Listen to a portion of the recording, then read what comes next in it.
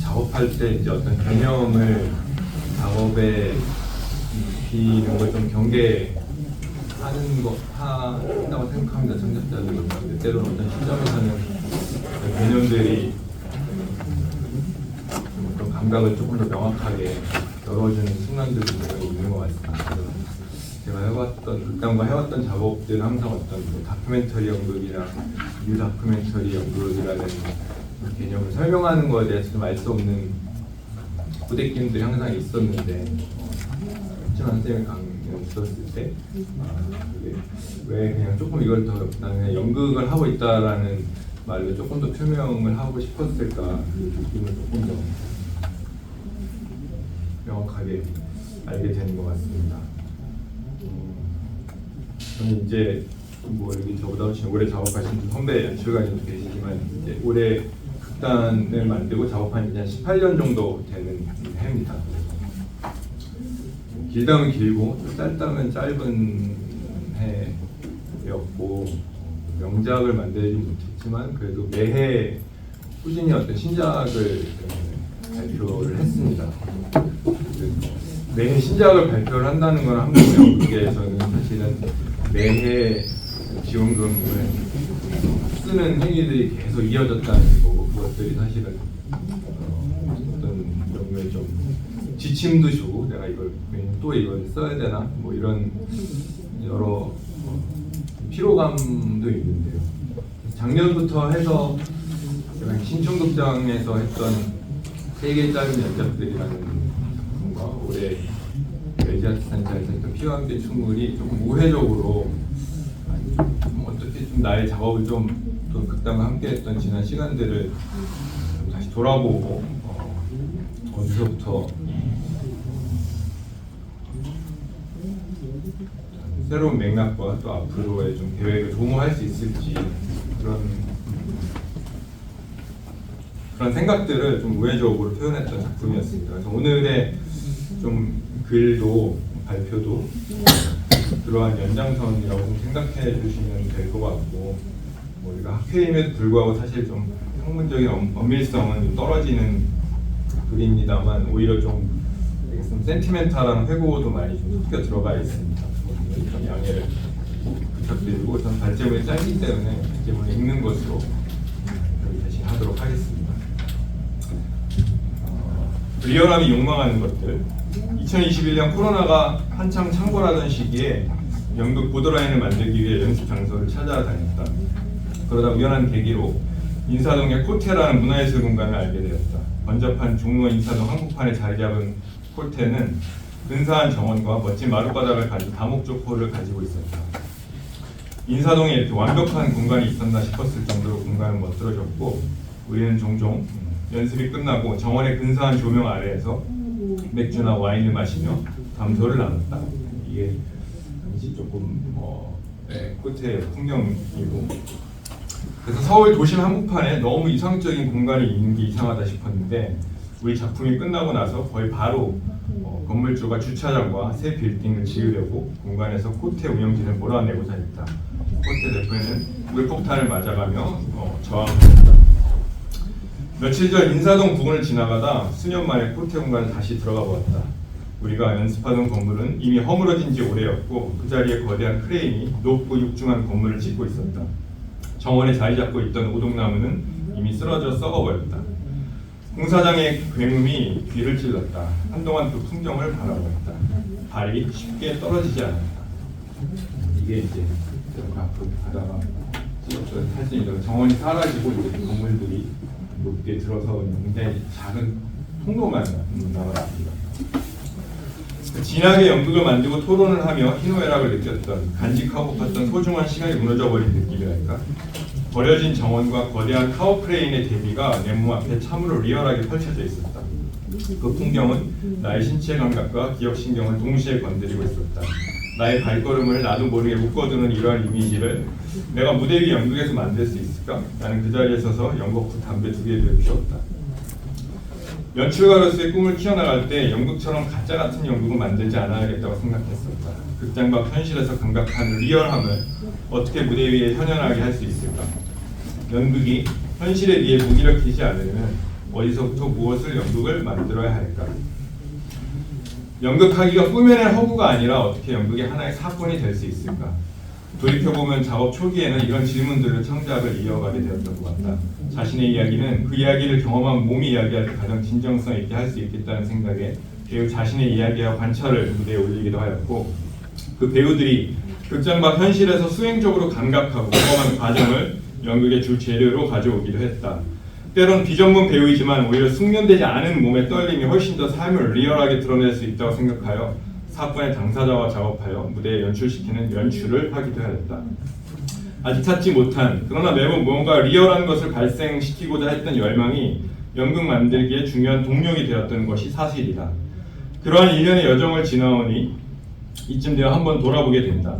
내가 무대에서 어떤 존재이든 사건이든 무언가를 강렬하게 극화하고자 이런저런 방법들을 찾았던 지난 시간은 근본적으로 어떤 욕망들을 품고 있었나? 그것은 무언가를 리얼하고 흥미롭게 표현하고자 했던 예술가로서의 순수한 미학적 열정이었나? 아니면 그 리얼함을 통해서 관객들에게 새로운 경험을 선사해주고 싶었던 욕망이었나? 혹은 기존에 없었던 무대 미학을 성공적으로 연출하여 상창받고자 함이었나?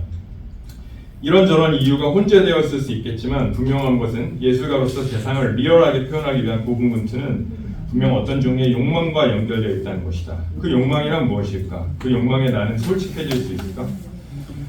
옥가마리의 저서 기억서사에서 그는 영화계와 관객의 호평을 받았던 라이언 일병구하기가 그린 전쟁 묘사에 대해 비판한다. 영화가 개봉했을 때 많은 이들이 스티븐 스필버그가 연출한 영화의 도입부 노르망디 상륙작전을 마치 관객이 전쟁의 한복판에 들어와 있는 것처럼 리얼하게 영상화했다고 극찬했었다. 그러나 오카마리는 전쟁의 폭력성과 잔인함, 파괴성을 기술적으로 완벽하고 빼어나게 재현하고자 했던 감독의 욕망이 감추는 것들에 대해 지적한다. 스필버그가 묘사한 전쟁터 장면은 언어로 설명할 수 있는 것, 그 장렬하는 포탄, 사지가 잘려나가는 병사, 자욱이 회오리쳐 오르는 먼지 등 재현할 수 있는 것만 재현할 수밖에 없다. 설명할 수 없는 사건, 억압된 기억은 등장하지 않는다. 마치 그와 같은 것은 존재하지 않는 듯이. 사건의 현실, 리얼리티란 바로 리얼하게 재현된 현실로부터 넘쳐 흘러난 곳에 있는 것이 아닐까 하는 물음은 스필버거에게는 존재하지 않는다. 다시 말해 전쟁의 전체성을 마치 완전히 재현 가능한 것처럼 고도의 기술로 연출한 장면들은 개별적이고 단편적이고 언어 너머의 트라우마적 경험일 수밖에 없는 전쟁의 폭력성을 말끔한 영화적 리얼리티 속에 가둬버린다는 것이다. 그리고 이는 오히려 언어화될 수 없고 탈제한적 영역에 놓여있는 전쟁의 참혹한 현실에 대한 관객의 상상력을 축소한다. 이 영화를 만들면서 연출자 스티븐 스필버그가 가졌던 욕망은 무엇이었을까?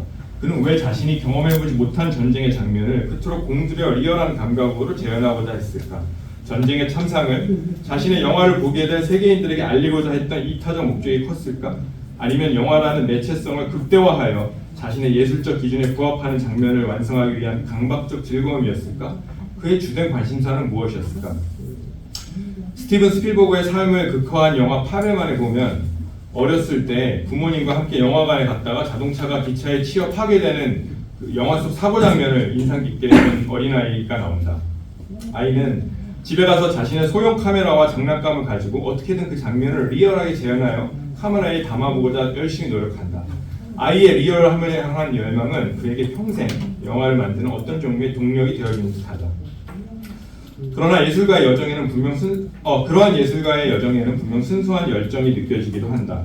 하지만 옥가마리는 라이언 일병 구하기를 영화관에서 보고 난 후 스티븐 스필버그가 이러한 전쟁의 참혹성을 정말 영화적으로 재현하는 것이 가능하다고 나이브하게 믿고 있는 것은 아닌지 갸우뚱하며 그에게 사건을 리얼하게 재현하는 일이란 오직 기술적 차원의 문제로 환원되어 버리는 것 같다고 지적한다. 옥가마리의 이런 문제의식에 따라 나의 지난 작업을 돌아보았다. 나는 무대에서만 대면할 수 있는 총체적이고 생경한 리얼함을 연출하기 위해 내 나름의 수를 모색하면서도 그 재현들이 결국 연출자의 위치성에서 편집되는 현실이라는 점도 인지하며 작업하려고 했다. 그리고 그 모순을 내가 인지하고 있다는 점을 관객에게 여러 형식을 통해 알리고자 노력했다. 이를테면 고 이예순 할머니와 함께했던 몇 가지 방식의 대화들의 전반부에 배우들이 할머니를 인터뷰하며 얻은 말들을 바탕으로 재현하는 장면과 후반부에 할머니가 직접 무대에 올라 자신의 발화를 한 장면을 병치시켜 구조화했던 것도 그러한 연유에 있었다.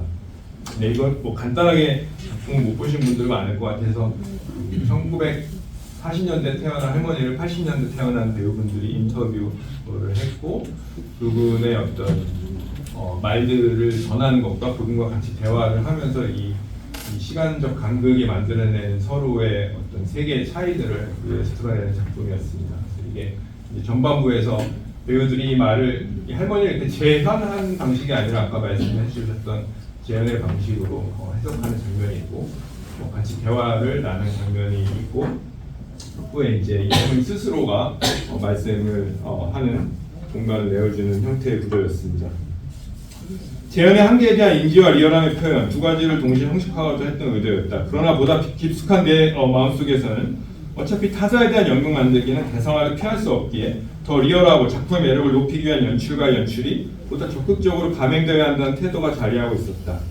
연출가의 말을 전적으로 믿고 연출가의 필요에 따라 자기 몸을 무대 위에 위치시켰던 이예순 할머니는 그래서 무대를 20분간 말없이 물걸레질하는 중노동을 퍼포밍하였다. 말하자면 연출가인 나는 청소하는 리얼한 노동의 모습을 무대 위에 전시하였고 이는 당시의 관객들로부터 비윤리적이다. 왜 그 장면을 보고 있어야 하는지 모르겠다. 무대에 나가서 중단시키고 싶었다. 또는 할머니가 일평생 이어온 노동하는 삶의 단면을 리얼하게 목도할 수 있어 감동적이었다. 한편의 안무를 보는 것 같았다. 뭐 이런 굉장히 극단적인 리액션을 받았습니다. 뭐 이게 이제 청소를 하시면서 할머니의 지난 사진들이 이제 영상을 통해서 나오는 신으로 연출이 됐었습니다.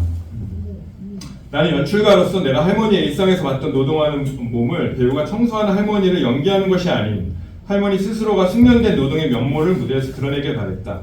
하지만 그러한 연결 역시 어떤 식으로든 연극 속 삶의 재현으로 비결되었다. 그렇지 않고서 할머니가 극장 무대를 물걸레질할 이유가 없었을 테니까요. 당시로서 나는 할머니가 자기 삶을 재현해내는 형식이 재현의 윤리적 딜레마를 우회하면서도 리얼한 미학적 성취를 할 수 있을 것이라는 확신이 있었던 것 같다. 그리고 그 확신은 어느 정도 들어맞았다고 생각한다. 그러나 시간이 지나면서 다시 질문이 들어왔다. 연출가로서 이 할머니에게 자기 삶의 노동을 무대 위에서 재현하라고 요구할 권리가 있는가?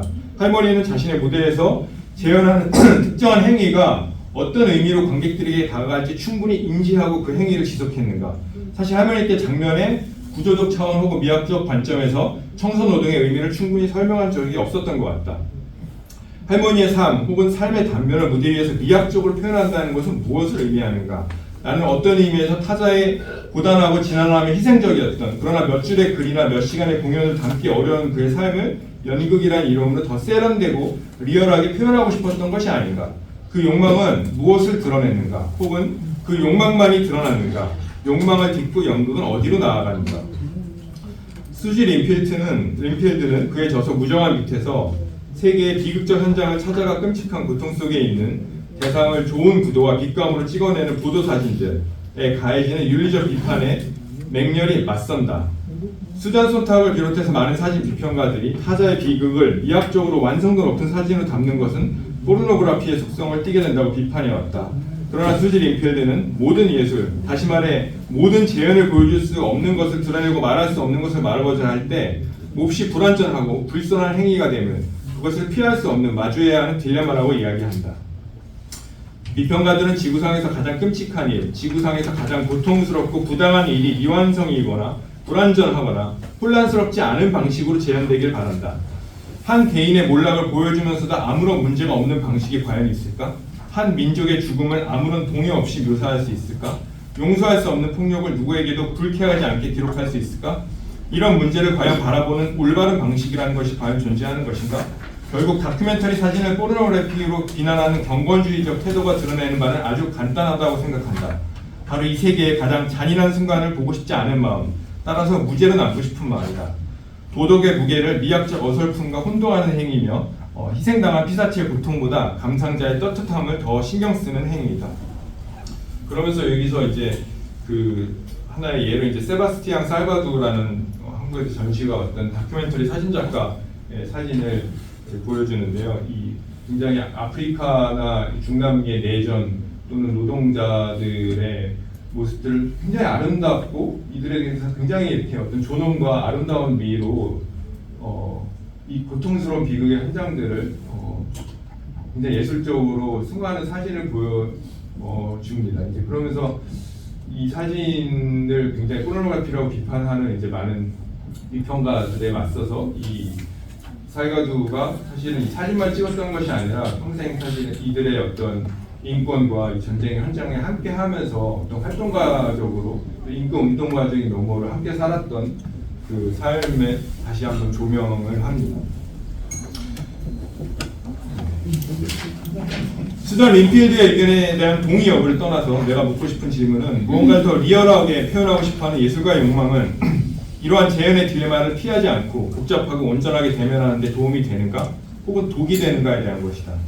앞서 오카마리가 비판했듯 스티븐 스필버그가 리얼리즘을 오로지 기술적 차원의 문제로 환원해버린 경우와 몇 가지 방식의 대화들에서 할머니가 무대에서 수행하는 행위의 의미를 파악하지 못하고 연출가의 지시대로 움직였을 때 발생한 리얼함은 대상과 그 대상을 예술로서 드러낸 형식 사이에 요구되는 긴장 구도가 무너짐으로써 관객이 표현되고 너머를 개별적으로 상상하고 감각하는 데까지 나아가지 못하게 되었다.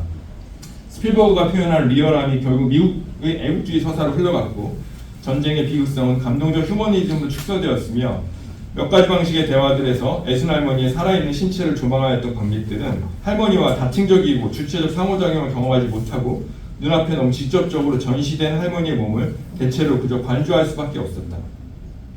리얼한 감각은 극장과 실제 삶을 중거점으로 삼았을 때 온당해진다. 연극이 삶을 비추는 거울이라고 했을 때 연극은 삶의 복잡성을 반영해야 한다. 삶의 모순과 예측 불가능함, 생경함과 총체성을 압축된 형식으로 드러내야 한다. 그래야 재현된 리얼함의 메시지를 단순히 어떤 관객이 전달받고 해독하는 커뮤니케이션이 아니라 그 자체로 경험하고 감각하는 예술적 커뮤니케이션이 이루어질 수 있다고 생각한다. 많은 경우 연극이 삶의 비극을 다루고 있음에도 지나치게 깔끔하고 멀끔하게 처리될 때 리얼함이 발생하지 않는 이유는 비극의 재현이 너무 쉽게 표현 가능한 것으로 이해 가능한 것으로 보기 불편하지 않은 적정한 감각으로 종결되어 표현되기 때문이다. 그러한 마침표 찍기식의 재현과 리얼함의 추구는 상창받고 싶어하는 예술가의 욕망과 잘 만들어진 예술 상품 만들기로 귀결되기 쉽다. 인간의 복잡성, 비합리성, 이해 불가능한 삶의 리얼함은 재현의 불가능성을 끈질기게 대면하는 것에서부터 실마리를 찾을 수 있다. 오카마리는 폭력적인 사건에 대해 이야기할 수 없다는 점에서 그 사건이 지닌 폭력성의 핵심이 존재하는 것과 같은 사건에 대해 우리는 어떻게 하면 그 사건의 기억을 타자와 나누어 가질 수 있을까라고 질문한다. 이미 드러나고 자명한 것에 대한 재현이 아닌 자명함과 명확함으로 드러날 수 없는 것에서부터 우리는 예술을 통해 타자를 만날 수 있는 가능성이 열릴 수 있다는 것이다. 이러한 맥락에서 오카마리는 대신 말하기로서의 전유가 아니라 당사자와 함께 말하기로서의 분유를 제안하는 것이다. 물론 그게 어떻게 가능한가에 대한 방법은 되지 않는다. 이 당대 잘 아는 개념이시겠지만 앞서 밀러라고 얘기가 나와서 저도 이제 들었던 사례를 좀 하나를 공유를 드리면은 저도 이제 밀러라우의 여러 작품들에서 영감을 받고 또 글들을 보고 연극을 보면서 계속 이제 더 이렇게 발칙한 궁금함이 생기는 거죠. 저 사람 진짜 원하는 그 궁극의 어떤 동력이 이 사회를 변형시키는 어떤 변화를 만들어내는 것일까, 아니면 어떤 다른 욕망들이 항상 충돌하지 않을까, 예술가로서. 그래서 실례로 작년에 이제 아비뇽에서 초연됐던 그 안티고네인 아마존, 그래서 이 밀러라우가 그 아마존에 있는 그 부족의 딸과 같이 안티고네를 만든 작품이 있었는데, 그 작품이 아비뇽에 초연되기 전에 지금은 이제 좀 덮어진 해프닝이 있었는데, 그 브라질 쪽에 있는 활동가들이 인스타에 릴스를 엄청 올렸습니다. 근데 그게 이제 요지를 얘기하자면 굉장히 격앙된 방식으로 이 유럽의 연출가가 우리 브라질 와서 우리의 얘기를 자기 방식대로 이렇게 편취해버린다라는 게 이제 의지였었습니다. 그래서 근데 이제 그게 올라오고 며칠 후에 이제 좀 지워져서 이제 한국에 이제 어떤 페스티벌에서 작품을 초대해야 되는데 이런 상황이 이제 발생을 했을 때 이걸 어떻게 해야 되냐 뭐 이런 얘기가 이제 나왔었는데, 거기서 이제 생각이 되는 거죠.